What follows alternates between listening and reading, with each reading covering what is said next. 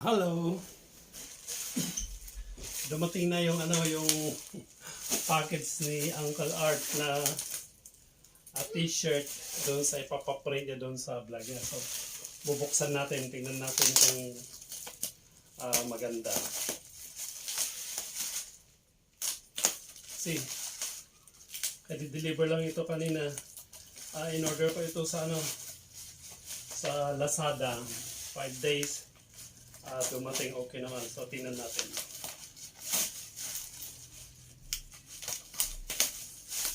Kasi doon lang sa sa picture ko lang nakita.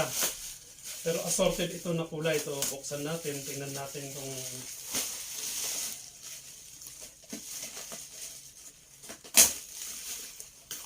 kung masatisfied tayo. Hindi ko alam. Ay, nag-sale ata sila. Kaya nakita ko yung nila. Yung produkto ko nila. So, eto na. Different color. Oh, maganda rin yung mga kulay nila Oh, ang dami. Ilang klaseng kulay ito? 1, 2, 3, 4. 5 kulay. 1, 2, 3, 4, 5. 6 pala na kulay. Ang nila. So, tingnan natin. Tingnan natin kung maganda. Ay, ang lalaki! Ganito pa lang size yung large. Maliliit yung large nila. Manipis. Pero cotton siya. Ay, ito manipis lang yung nila. Pero cotton. Okay lang naman. At saka yung black po nila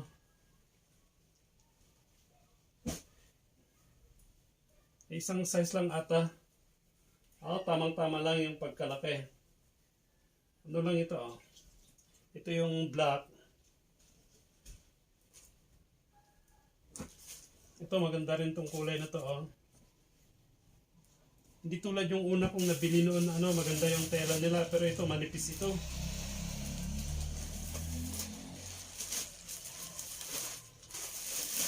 Kaya parang mura dahil manipis. Itong maganda.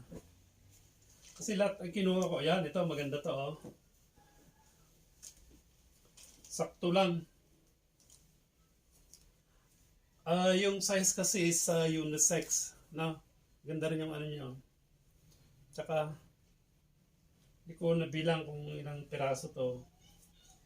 Bali, gray, apple green, red, black, and then blue. Kamay ko na. At saka yung puti nila. Ba't may dito? 1, 2, 3, 4, 5, 6, 7, 8, 9, 10. May extra na binigay nila kasi kulang ata yung bilang nito. 1, 2, 3, 4, 5, 6, 7, 8, 9, 10, 11. Kulang siguro yung isang kaya naglagay sila ng isang kulay doon.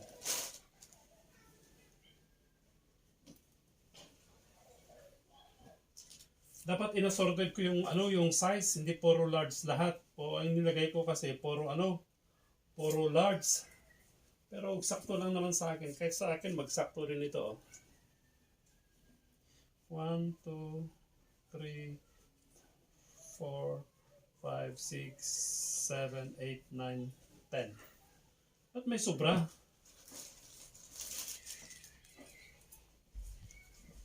One, 2, 3, 4, 5, 6, 7, 8, 9, 10. 1, 2, 3, 4, 5, 6, 7, 8, 9, 10.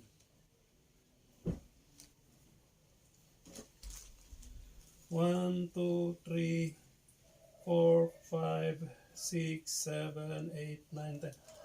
Baka sobra talaga yung isa doon. May free na isa. Isa lang yung free nila. Maliliit yung nila yung tawag doon. Yung large nila.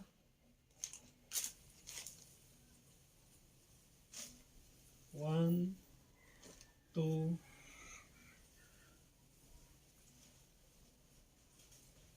3, 4, 5, 6, 7, 8, 9, 10.